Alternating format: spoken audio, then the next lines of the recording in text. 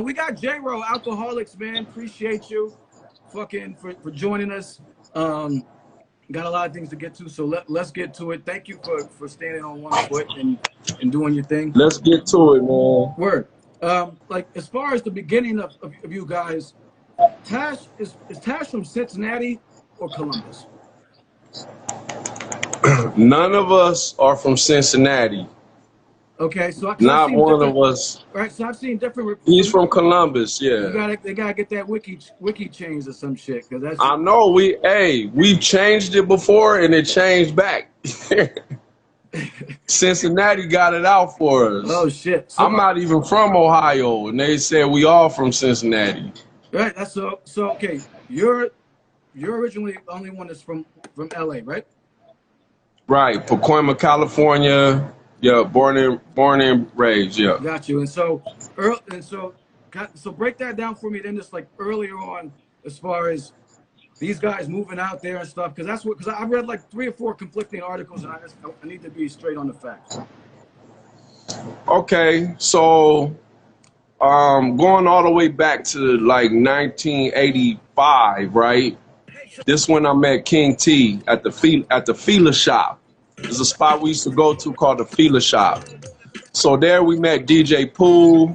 We met all, like Coolio used to come through, like all these cats, you know, because our mentor, he used to make sweatsuits for like Houdini and all these groups, right? So at this time, you know, King T became a artist, and we weren't a group anymore. So I ended up being, he used to be my DJ, right? Right. So he went from being my DJ to me being his hype man. So that's what, so I'm glad you clarified that, because that was the next thing I was going to kind of get into, because it was like, I thought it always was kind of portrayed that King T was much older than you guys, I guess, or something like that. Me and King T are 6 months apart. I know, and that's what I realized. Stuff like that. They're the same age. And then I saw an interview where I was like, wait, he was your DJ, so that's why I wanted you to clear that part up too. He was a 14-year-old phenom on the wheels, bro. No lie. He was amazing. Cause Uncle Jam's Army, all that took him in, and that's when he started rapping.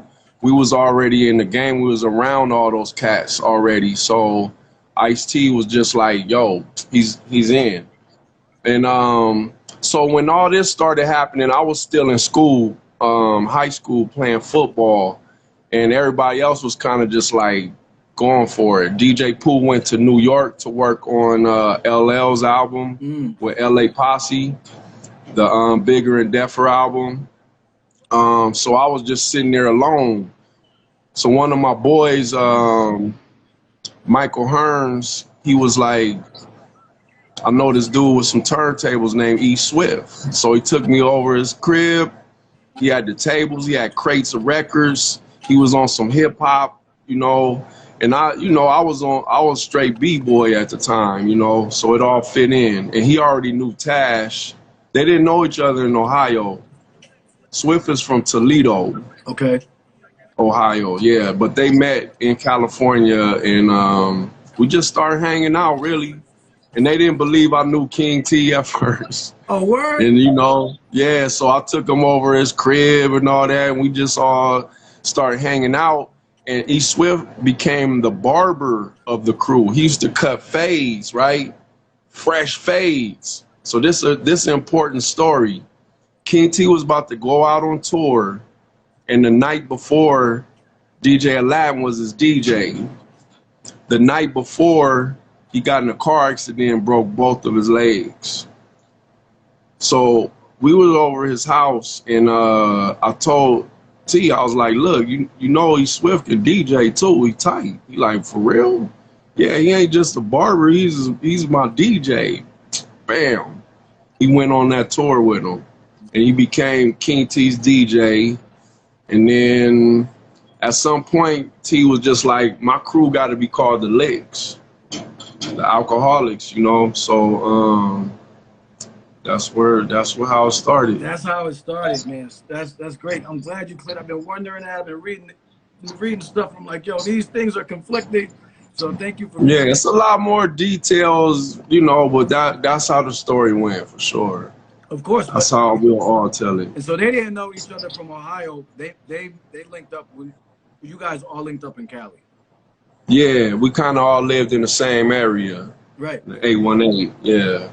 Yo, did you think you guys would be in my opinion, you guys were pretty big on the East Coast as well. And like I mean, for me, this was 11th grade music. I got the whole thing, make room, damn, everything it was like that was us. We were like we fucked with y'all heavy, and so, but there were a lot of groups, West Coast groups, particularly during the early '90s, that the East Coast didn't fuck with, man. Like just on some real shit.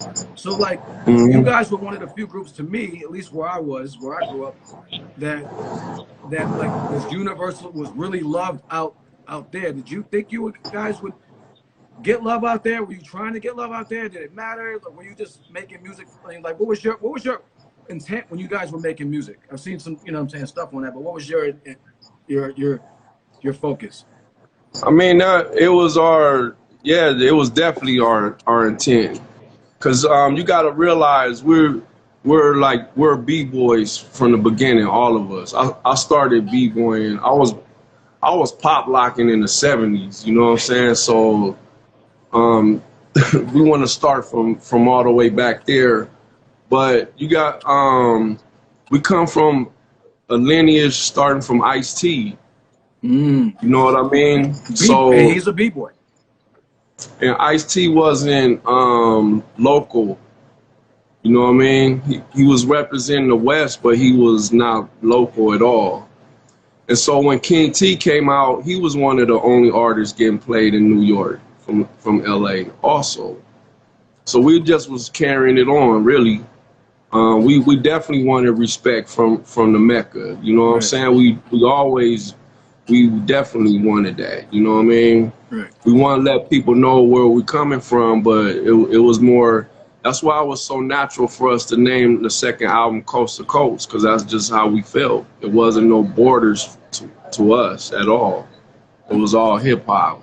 Yeah, no, that's what it's, you know, that's what we felt, man. We just felt the beats. I mean, when that Make Room, I mean, I'm looking at the playlist now. When that Make Room came out, it was just like, you know, my man would pull up in the Jeep with that, like it was special where we were, man. Like all of that, the damn next level. You know what I mean? Like it was that shit was, and plus, you know, we were 17. that was an old song. Like I tell people to this day, I was cringing when they wanted to release that as the first single. Which one?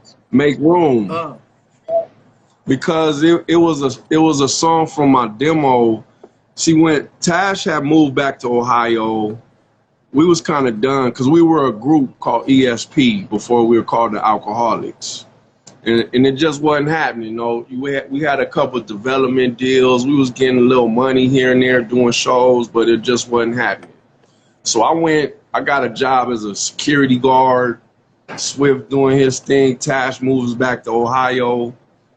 Suddenly, T want to get this group together called the Alkaholiks. So it was me and Swift at first. So that's why you only see me and Swift on the I Got It Bad song, right? Right. Tash is in the video, but he's not on the song because he was locked up in Ohio. So I was like, we got to get Tash back, do that, and we can go.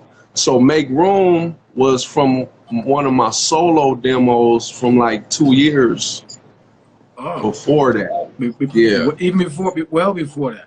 That's crazy. So the song was like super old to me and kind of juvenile, you know. So you weren't fucking with it. But I was like, man, I was young when I did that, man. We talk about like, hey, but they wanted it to be the first single. Like what? So like a few songs like Mary Jane, few songs on the album, it was like just solo jams. Yeah. Thank you for pointing that out, man. And the thing is, it's dope because a lot of times it seems like with artists, a lot of the stuff that they wanted to throw away or get rid of becomes the joint that everyone else fucks with anyway. I mean, a lot of times it seems like it's like that. You know what I mean? That's for real, for real. I had performed that song and everything before we was even called The Lick, because I put the licks on it, the licks baby on it after. So that's some old Later. shit. That's that's Yeah. crazy. And you didn't even really want to fuck with that. That's, you know what I'm saying? That's like fucking when Big Twins were telling me that like Havoc wanted to throw out the Shook Ones beat. He didn't even want that shit. He wanted to get rid. He wanted to trash that shit. So it's funny. I'm glad you kept it. Yeah, I'm glad people liked it. You guys